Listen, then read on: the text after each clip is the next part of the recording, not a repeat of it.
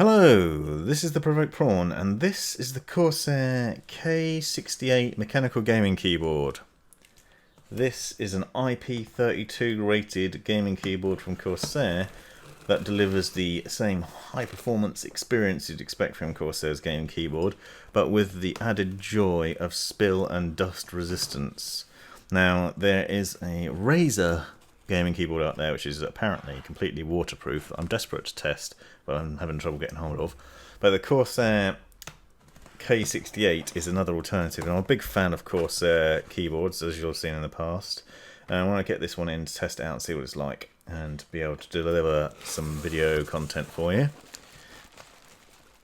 It's a really interesting little keyboard that delivers the high performance that you'd expect from Corsair, but also with the added protection of knowing that if you accidentally spilled your beer, soda, energy drinks, or whatever else over it, then it wouldn't die straight away.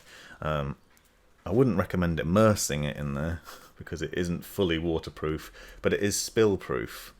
Now, this is replacing my Corsair K95 Platinum temporarily while I test it out and get a nice feel for what it's like. But you can see this is a slightly cheaper keyboard option if you're considering it. It is just under £100 or $100, depending on where you're from in the world.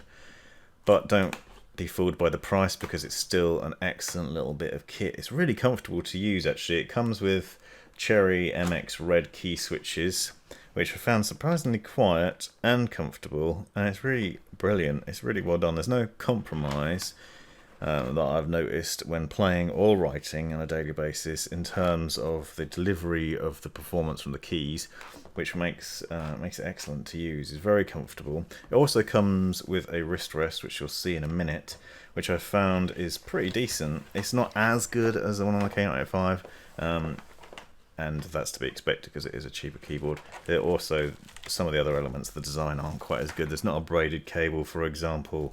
Some of the media keys, and they don't have the macro keys and other things in there. But that said, it is still very comfortable, very easy to use, very accurate, and it is compatible with the Corsair's software, which means you can adjust the colours in a normal way and get that sync going if you've got other Corsair gear that you want to test out and use with it. So it's currently working with Corsair mouse and the other peripherals that I've got, which is quite nice, and it's nice that it's just plug and play straight away, recognises it. So there's a lot of potential here. Obviously the main point of interest is that spill reduction, and I'll show you in a minute what that looks like and the protection that it gives. You can see this is the wrist rest. It comes with the sort of textured design to it. On the Corsair K95 Platinum, you've got the ability to take that wrist rest off, flip it over for a different texture, and it's rubberized. This is kind of a plasticky design.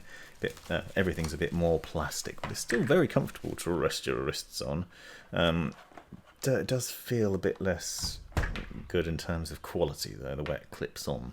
But as long as you're not taking it off and putting it back on again on a regular basis, it'll be fine. As I said, there is no braided cable with this. It's standard rubber USB cable, but it's easy input, so nice and easy to use.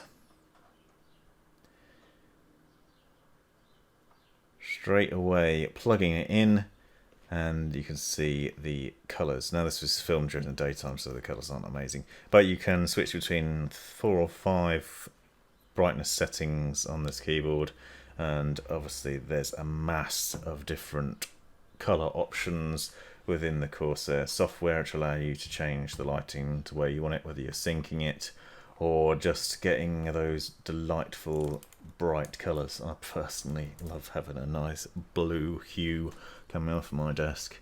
It's not too overpowering, and actually it's done really well, because you'd think the extra housing, which you'll see in a minute, but there's some extra housing around the keys to protect them obviously from the spillages, and you'd think that might degrade the lighting, but it actually doesn't. It's done really well. The lighting still gets out there nicely, and you can see, I'll give you a closer view in a minute of what that looks like. Once it's all set up, you can see there's a button on the top for adjusting the lighting and changing between the different brightness levels. You also have your standard media keys for playing, skipping, pausing, stopping music, and for adjusting volumes, as well as the Windows disable key in the top corner there, which allows you to turn off the Windows key when you don't want to use it, so you're in game or something like that. You don't want to accidentally mash it and get the Windows up, which is always an annoyance in the middle of a game. You don't want your gaming sessions interrupted.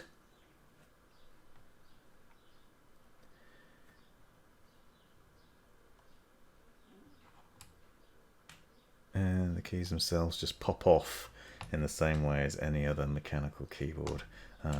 There's no tool included. I did have one actually, but I didn't use it for this purposes. And that's what you get. This is what you see. You can see the Cherry MX key switches there, and then there's a rubberized housing around the outside of them. That housing sits high up enough that if water or other liquid spilled onto the keyboard, it would go around the outside of it and not get inside there and ruin the switch or the mechanicals of the keyboard itself, which is obviously how it functions and how it works. That housing, as I said, still lets a lot of light through as well, which means the RGB lighting isn't compromised, and the comfort level isn't in a minute either. Typing on it is really nice. It's steady to use. The keys themselves are pretty standard. You have a textured spacebar, but none of the other textured keys that you'd get on the Corsair K95 Platinum, for example. But you could always upgrade these. Don't forget to check out that other video I did of the double shot keys. And here's a little typing sample.